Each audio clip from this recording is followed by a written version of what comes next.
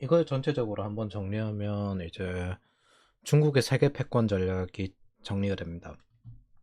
2012년에 시진핑은 중국몽이라는 목표를 꺼냈어요.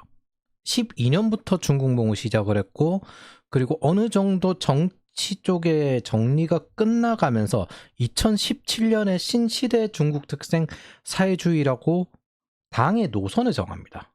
공산당은 기본적으로 국가보다 당을 더 중시하죠. 최종적으로는 국가를 무너뜨리는 거니까. 그래서 당의 노선을 정하고 14개조의 구체적인 방향이 2020년에 헌법에 기록이 됩니다. 그래서 이게 2012년부터 시작된 걸 구체화시키고 지금 실행에 들어가고 있는 거예요. 그리고 그 헌법에 기록이 되고 난 다음에 소학교에서 이 과목을 의무교육으로 편성하여서 세뇌 중입니다. 시진핑 사상으로. 그래서 이 통치 철학이 지금 현재 중국을 움직이는 이 방향인데 2012년부터 계속 지속되고 있는 거예요. 요거는 제가 정리를 했는데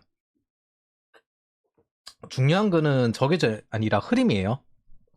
제가 왜 2025년 이전까지 시진핑은 권력 장악을 위한 관시 천액이었다라고 정의하는지 이해할 수 있을 겁니다. 자, 2025년까지 그 이전 경제는 주로 제조업 위주의 경제였어요.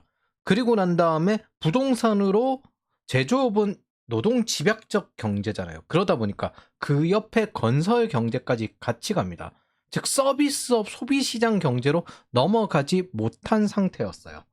여기 이후부터를 시진핑이 하겠다는 겁니다. 그 이전에는 뭐 다 죽였어요. 이제 어느 정도 국관시들을 다 죽이고 이제 정리가 끝났으니까 이제 내 관련된 3차 산업과 4차 산업, 서비스업과 기술혁신 산업 요쪽 영역을 내 권력 공고화로 하겠다는 게 시진핑의 전략입니다. 자신의 관시 만들기를 하고 있는 거죠. 그게 뭐다? 빅테크 CEO들만 불러가지고 2025년 최근에 하고 마윈이 간만에 불려가지고 75조를 한 번에 투자를 하죠. 이게 지금부터 시작을 하는 거예요. 시진핑의 권력 장악은 끝났고 이제 공고화하는 방향으로 된 겁니다. 그런데 이 과정을 전부 다 뭐라고 하냐면은 중국은 이제 몰락합니다. 중국은 망했습니다. 뭐 이런 식으로 접근을 해요. 지방 정리까지 이제 다 끝났거든요. 끝나고 국관시도 다 끝냈어요. 끝내고 이제 내관시로 바꾸고 그 전체 전략으로는 중국 패권을 위한 전략으로 이어져 나가는 겁니다. 그래서 14개조가 추구하는 목표에 대한 설명인데 국가적 통합, 그리고 인민의 행복, 국가의 현대화, 그리고 강력한 군대, 초강대 국가 뭐 이렇게 단계별로 가가지고 결국에는 전 세계를 공산화하겠다라는 목적을 가지고 있습니다. 그거에 대해서 설명하는 게 이번 컨텐츠의 형태입니다. 실제 목적을 이야기해보죠. 자, 국가적 통합. 이게 뭐냐면은 소수민족 없앤다는 거예요. 중국 인민으로 통합한다. 내부 통제죠. 그래서 대표적으로 조선족이 더 이상 한국어를 배우지 않아요. 사실 그 내몽골 쪽 사람들도 이제 몽골 문화를 없애고 있고, 그래서 조선족이 없어지고 있다라고 하고 있죠. 인민의 행복이라는 게 당의 강력한 통제를 통해 가지고 소강사회를 구현하겠다는데 저게 사실 국관시 기업인들을 통제하는 명분이었죠. 그래서 국관시 기업인들을 제거를 하는 겁니다. 그리고 이제 기본적으로 경제 체제를 체인지하는 과정이기 때문에 그런 측면도 있습니다. 그리고 국가의 현대화는 중국식 국가의 현대화라는 뜻은 사회주의 현대화를 뜻합니다. 그래서 2020년 소강사회를 달성 선언을 했고요. 그리고 2049년 부강사회 달성 목표를 통해서 나아가겠다. 그래서 지금 현재 사회주의가 현대화되었다. 우리 사회주의 시작할 때 비교해서 너무 오래되지 않았냐? 그래서 중국의 단계는 이 단계로 따지면 인민민주주의 단계에서 사회주의 단계로 생각을 해요. 근데 여기서 현대화를 할 필요가 있다. 그게 이 소강사회, 우리식으로 하면 중산층 사회입니다. 그걸 달성했다고 선언을 하는 거예요. 2049년에는 부강사회를 달성을 해가지고 지금 현재 보면은 요 단계로 넘어가겠다는 거죠. 인민통합을 해가지고 여기 위에 전부 통합을 해서, 왜냐하면 중국 같은 경우는 집단주의, 집산주의, 개인의 파편화를 없애버리고 그리고 권위주의로 찍어 누르고 이런 방식들을 우리가 착각을 하는데, 자꾸 자유민주주의 체제라고 착각을 하는데, 중국에서는 그게 올바른 체제, 선하다고 생각을 합니다. 이게 올바르다고 생각을 해요. 중국에서는 집산주의와 권위주의, 이거를 올바른 체제라고 생각을 해요. 그렇기 때문에 우리와 다릅니다. 자유가 없어야 된다라고 생각하는 체제가 중국의 체제입니다. 그래서 전 인민국가로 나아가려는 목적을 가지고 있습니다. 그게 지금 하고 있는 작업들이고, 장기적으로는 전 세계 공산화를 목표로 하고 있고, 애초에 그것 자체가 공산당의 존재 목적입니다. 그래서 그걸 구현하는 게 지금 상황입니다. 자주 말했지만 이 이론을 받아들인 N에게는 한국을 미국의 식민지로 여기고 여기 단계 봉건사회로 여깁니다. 그리고 자유민주주의는 부르주아 민주주의라고 해요. 여기 단계라고 여기고, 민주주의를 교육해서 자유민주주의를 부수어야 한다라고 세뇌하길 바랍니다. 노선이 다르다는 거야. 저들의 민주주의는 자유민주주의가 아니고요.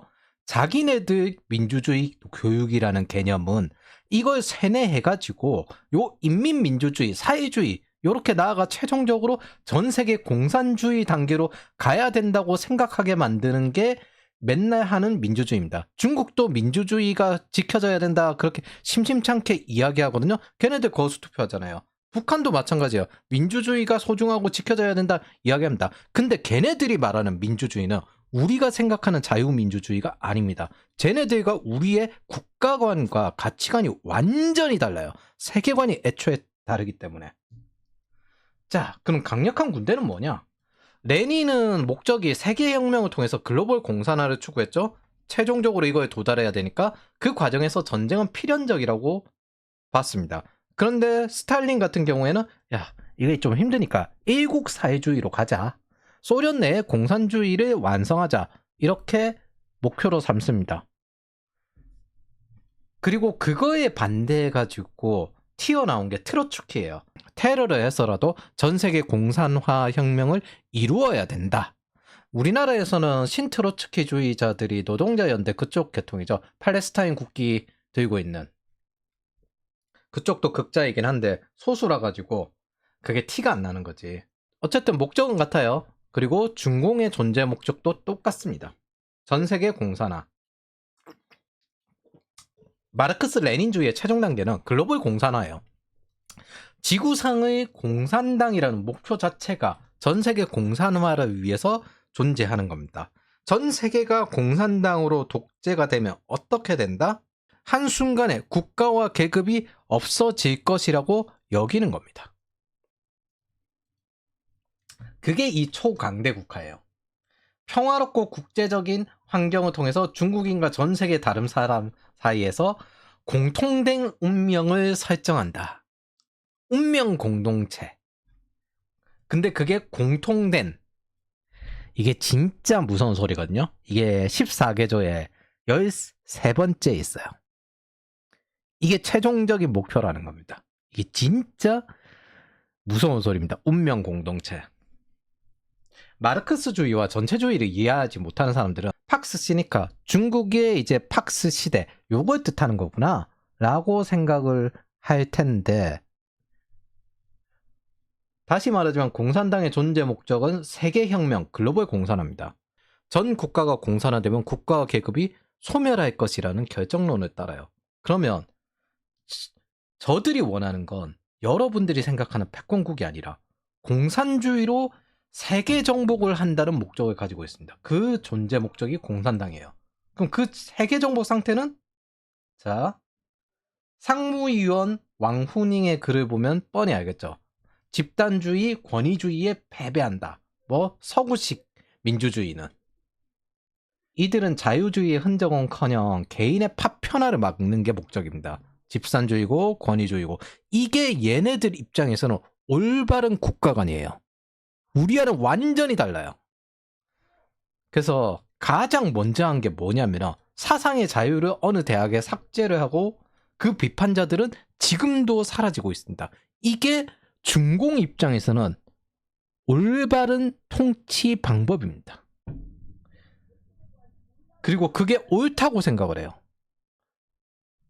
경제적, 정치적 자유주의 대신 개인의 지위는 글로벌 집산주의, 사유재산의 금지, 그리고 권위주의를 추구하고 있고, 한국에도 중국에는 동조하지 않아도 마르크스를 신봉하는 자들은 넘칩니다.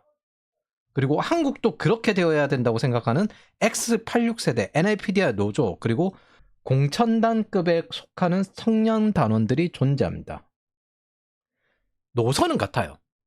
글로벌 공산화. 근데 방법의 비판 대상이지 존재의 부정 대상은 아니에요. 이건 무슨 뜻이다? 이런 거예요. 우리 노선 안에 다양하게 이렇게 될 수 있어. 서로 비판은 할 수 있어. 근데 저기 자유민주주의, 경제적 자유주의, 저기는 애초에 방향 자체가 잘못된 거야. 그렇기 때문에 우리 안에서는 자유롭게 비판하는 우리 노선에 안에서는 정해져 있어. 근데 저 노선은 저거는 존재 자체가 해서는 안 될 노선이야. 라고 생각하는 게 이 좌파들의 방식입니다. 그래서 맨날 내로남불처럼 느껴지는 이유가 뭐냐면 저 사람들에게는 이쪽 노선이 애초에 잘못된 거예요. 이 노선에는 무슨 짓을 벌려도 그냥 우리들끼리 서로 비판하고 서로 티격태격하면서 같은 길을 나아가는 동료 같은 개념입니다. 사실은. 근데 저쪽 노선은 애초에 상종하지 못할 사악의 근원, 그게 저들의 선민의식의 형태입니다. 왜? 마르크스 세계관에서는 투쟁이기 때문에. 계급 투쟁을 형상화한 게 이겁니다. 그래서 자유주의는 애초에 생각할 필요 없는 악으로 여깁니다. 이게 우리가 평생 싸워야 할 적의 실체이자 관념입니다. 중요한 거는 흐름이죠. 이 실행을 어떻게 하고 있느냐. 자, 이걸 어느 정도 서로 분류를 해봅시다. 당 통제. 숙청과 당을 장악하는 명분이에요. 그리고 국내 통제. 집산주의적 세뇌와 검열, 그리고 전쟁을 위한 식량 획득 명분입니다. 예를 들어 핵심 가치관, 사회주의 이념을 통합한다. 이게 뭐 위에 이야기했던 소학교에서 교육시키는 시진핑 신중국 특색 사회주의죠. 그리고 생활 개선, 이거 소강사회, 자연과의 공생, 요게 독특했는데 처음에 녹수청산 금산훈상은 이게 자연 보호하는구나 이제부터 라고 생각을 했는데 공원을 다 뒤집어 엎고 다시 농사를 지어요. 이게 뭐냐면은 전시 식량 획득이 목적입니다. 전쟁을 위해서 식량 안보를 추구하기 시작한 거예요. 그리고 건설 관시를 그 과정에서 제거를 하고요. 기존의 제조 관시도 어느 정도 제거를 해요. 왜 그러냐면은 과도하게 많은 것도 있지만은 거기에 화력 발전이 너무 필요하거든요. 그러면 석탄이든 석유든 다양한 에너지를 쓸 수밖에 없는데 그런 것들 전부 전기 에너지로 전환을 하면서 서비스업 체제로 넘어가는 겁니다. 3차 산업으로 넘어가는 거예요. 이건 무슨 뜻이다? 내수 시장의 소비 시장을 키우는 게 목적이란 겁니다. 그리고 국가안보 간첩법. 이게 차근차근 하나씩 진행되고 있어요. 근데 중국은 이게 가능한 게 통제력이 강하니까 이런 불만이 있어도 차근차근 진행할 수가 있습니다. 결국에는 도달할 겁니다.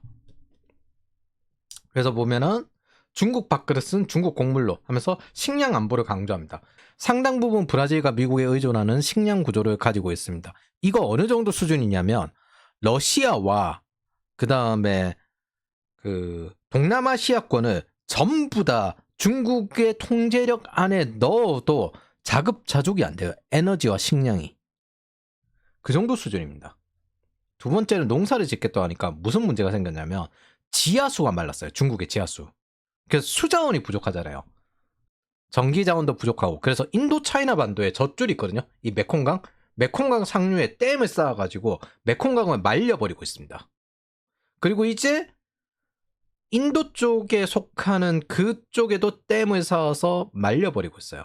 이게 뭘로 쓰일 수 있냐면은 식량 부양 목적도 가능하지만 수자원 확보도 가능하고요. 에너지 자원 확보도 가능합니다. 그리고 주변국을 통제하는 수단으로 쓰여요. 바꿔서 말릴 수도 있지만 홍수를 내버릴 수도 있잖아요. 그래서 지금 하류 쪽이 물 부족 사태로 힘들어진다는 건 무슨 뜻이냐면 이쪽에 농사를 못 짓는다는 거예요. 그러면 식량 부족 사태가 일어나겠죠. 지금 현재 우리가 보고 있는 게 이겁니다. 통제권을 가지고 있는 겁니다. 인도차이나 반대쪽에. 최종적으로 글로벌 야심이라는 목적을 가지고 있습니다. 네 번째, 새로운 발전 이념.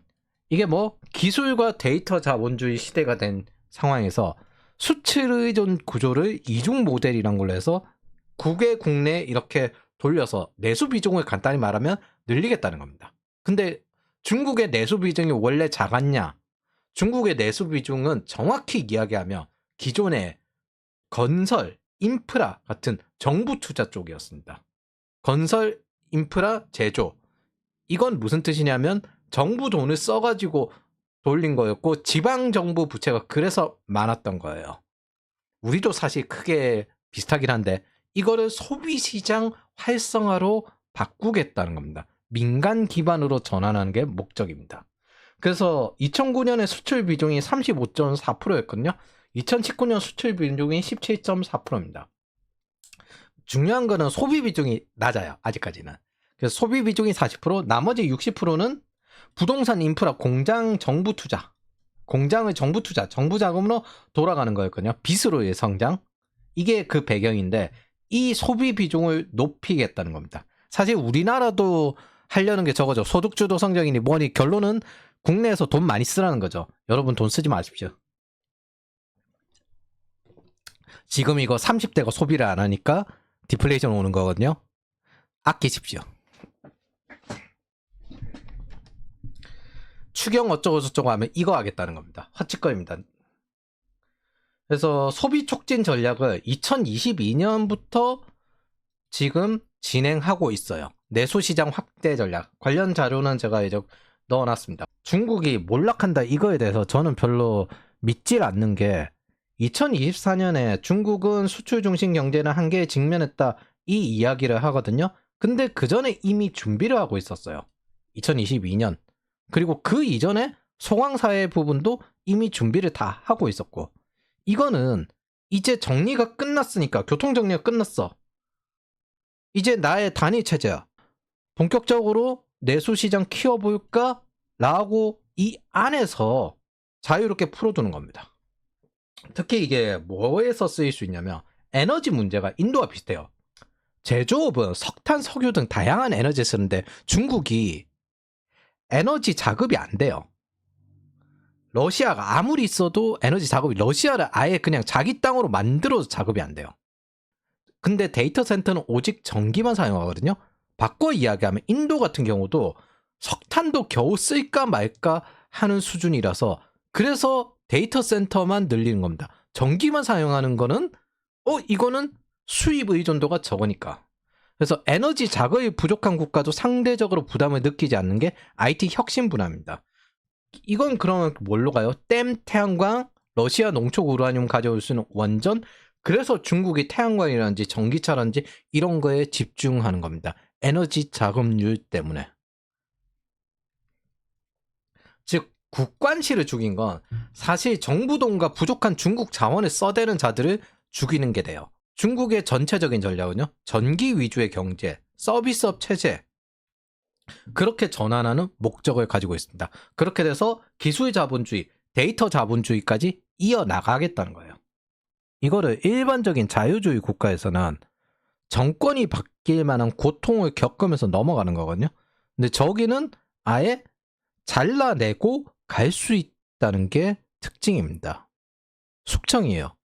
바꿔 생각하면 숙청을 통해서 가긴 하지만은 결국에는 집중 투자로 가긴 간다는 거예요. 이게 전체주의 국가의 되게 무서운 점입니다. 그래서 저는 결국 될 거라고 생각을 해요. 이거 한 30년, 40년 여차하면 뒤집힐 수도 있습니다. 그리고 기본적으로 내수 규모 자체는 결국의 가능성은 중국이 더 높거든요.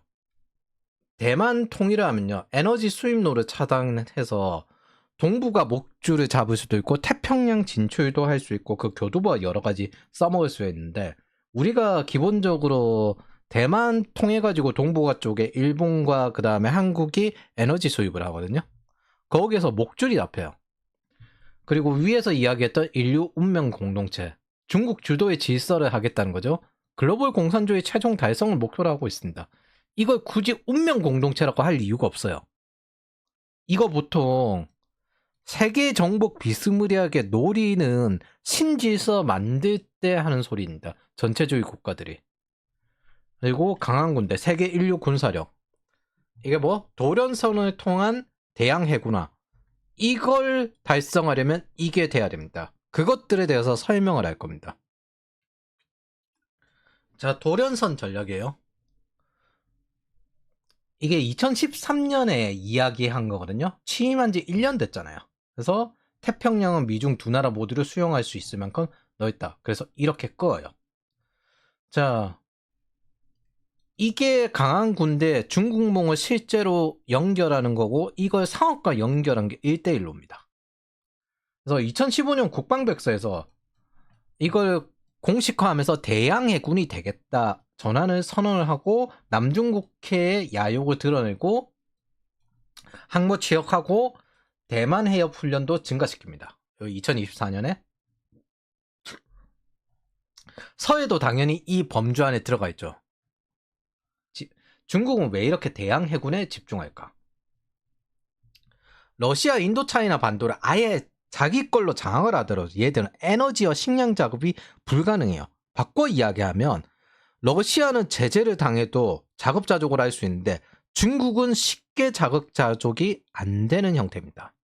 저 이 도련선을 돌파하는 순간 말라카 해협을 영향권에 주게 됩니다. 그렇게 에너지와 식량 위기를 줄일 수 있어요. 그래서 이 1도련선을 통과하면 여기 말라카 해협이 있거든요. 여기를 통해서 쭉 이렇게 일본과 한국에 에너지가 공급되는데 석유가 공급되죠. 근데 요거를 장악할 수 있어요. 이게 단계가 있는데 대만 남중국해 1도련선, 2도련선, 3도련선인데 첫 번째는 대만 그리고 두 번째는 남중국해 장악. 이렇게 하면 요 정도까지 군사적인 역량이 늘어나요.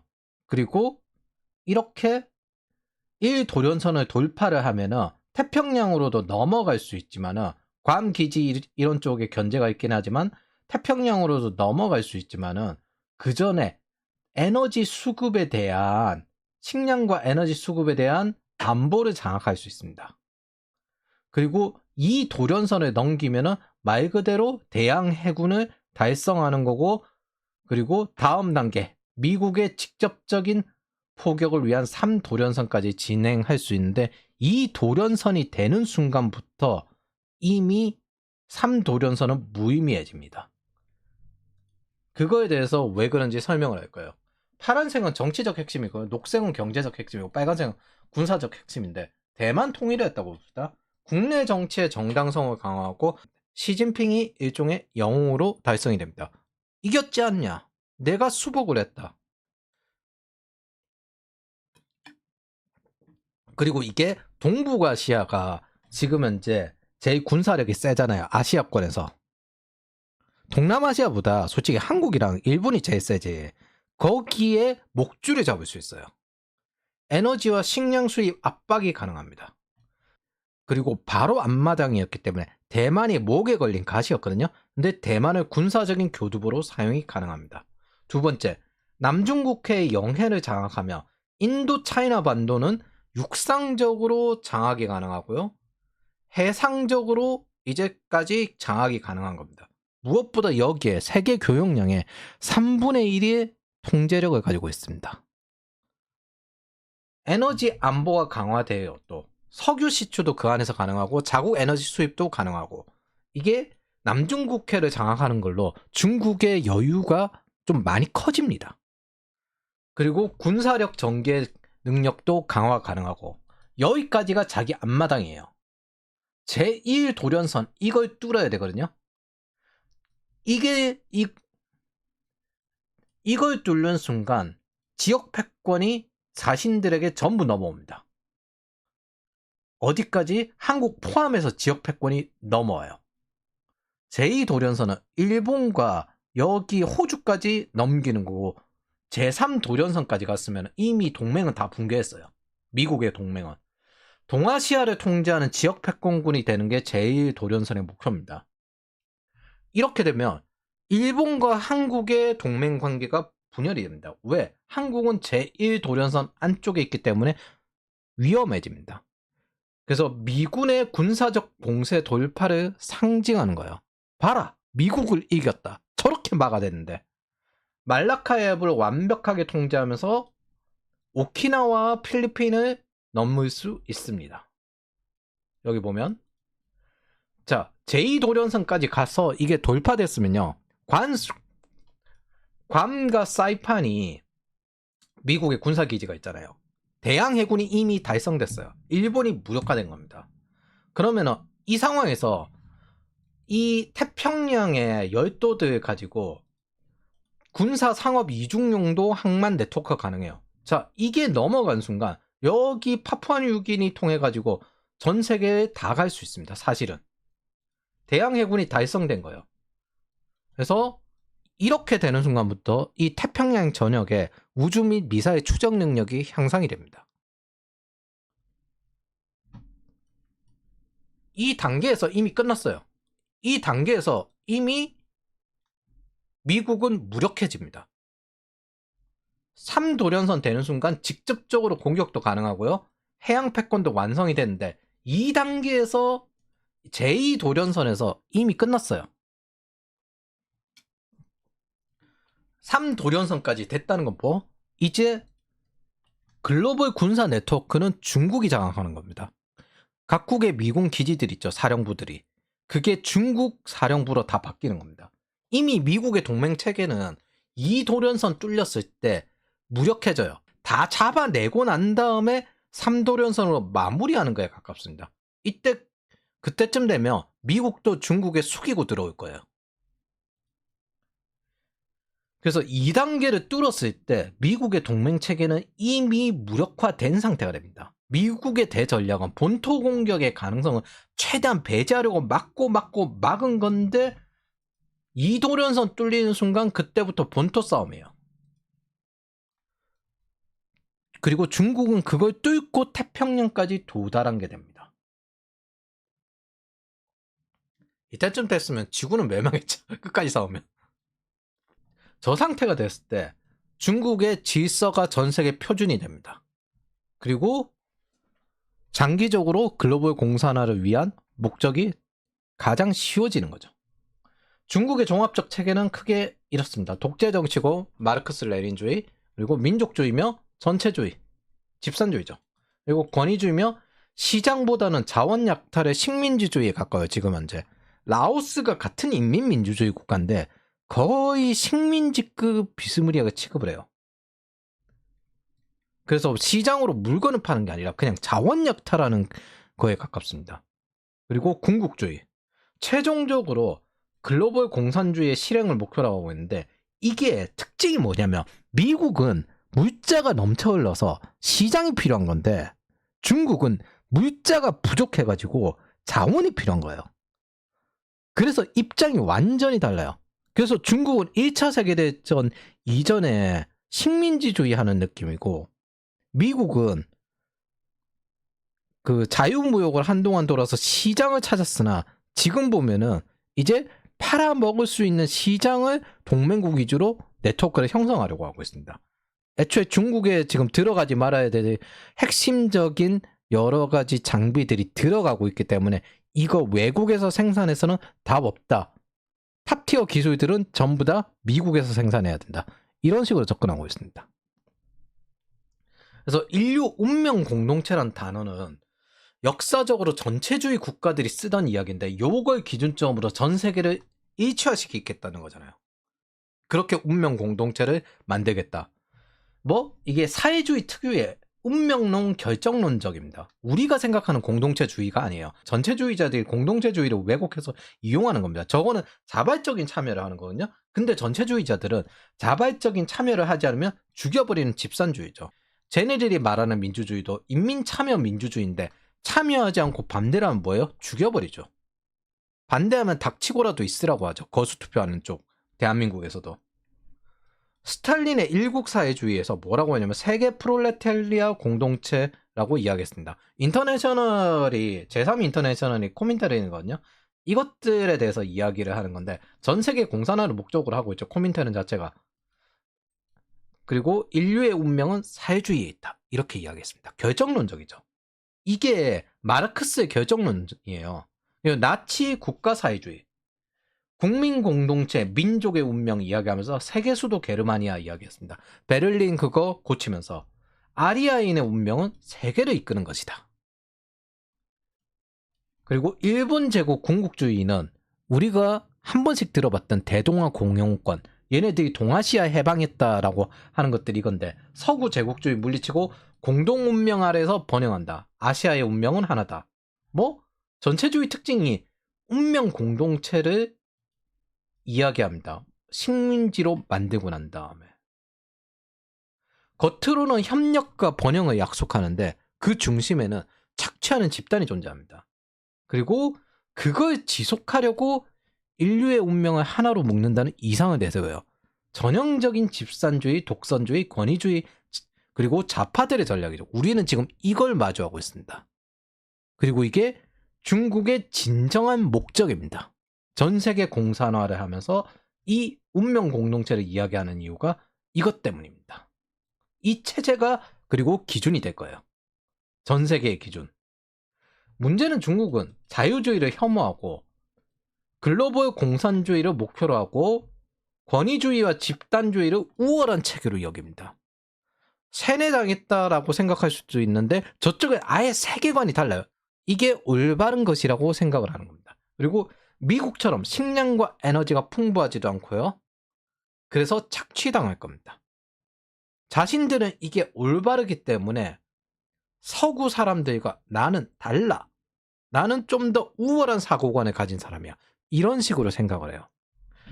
대한민국은 이 영향권에서 식민지화 되어 가고 있습니다. 무작정 중국이 몰락한다는 이야기로 방심하는 일이 없어야 됩니다. 국관시를 정리하면서 보면 있잖아요. 차근차근 계획을 집중적으로 진행하고 있고 공산주의권 특유의 통제력과 빠른 진행이 지금 진행되고 있습니다. 현실에 실존하는 걸 부정하면 있잖아요. 나중에 실존에 보복당해요. 늦게 대응해서 빨리 인식하고 미리 예방하는 게 보안의 역할이에요. 근데 인간이란 게 참 사후 처리를 좋아하고 사전 예방을 잘 못합니다. 저는 대한민국이 미국 블록에 서길 바랍니다. 자유 진영에 남길 바라요. 그리고 언젠가 저들과 싸워야 할 시기가 올 수도 있습니다. 그게 전쟁이 아니길 바라지만은 경제전쟁 수준이었으면 좋겠습니다. 근데 저들의 목표는 세계 정복이에요. 그리고 그 목표를 이루기 위해서는 경제적으로 안정화되면서 군사적으로 올라가서 제2도련선을 뚫어내는 단계별 목표를 세우고 실행하고 있는 상태입니다. 중국이 우리 숨통을 조이기 전에 한국은 자유의 편에 단호히 서야 한다고 저는 생각을 합니다. 그리고 이게 제가 살아가고 제 가족과 제자들이 살아갈 자유를 위한 선택입니다. 그리고 이게 글로벌 자유 진영과 연결되어 있어요. 원래 사회주의 진영들은 인터내셔널로 연결되어 있거든요.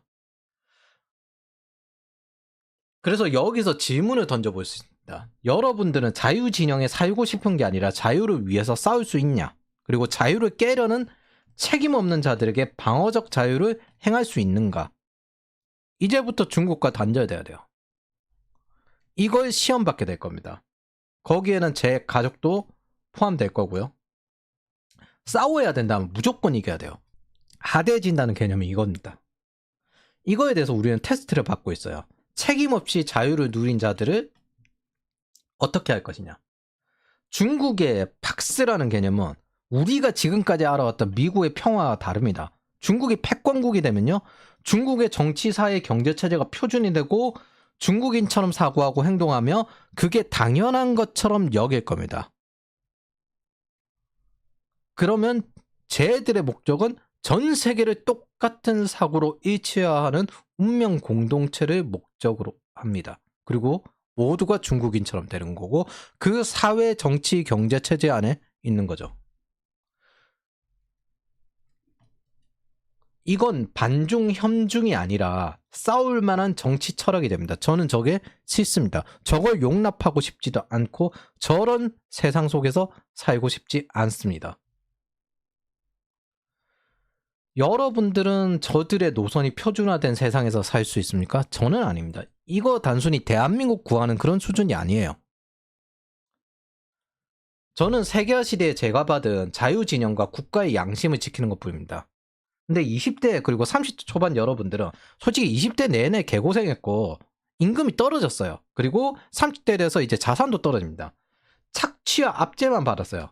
그리고 정치적 대체성으로 내던져진 상태입니다. 즉 여러분들은 홀로 서기 하도록 이 나라에서 받은 게 없습니다.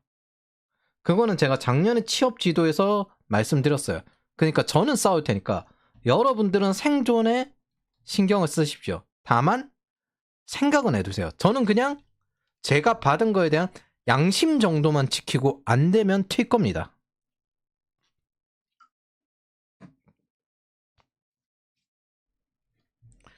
자, 이 글을 통해서 여러분들이 어느 정도 정치 철학이 무엇인지 그걸 이해했길 바랍니다.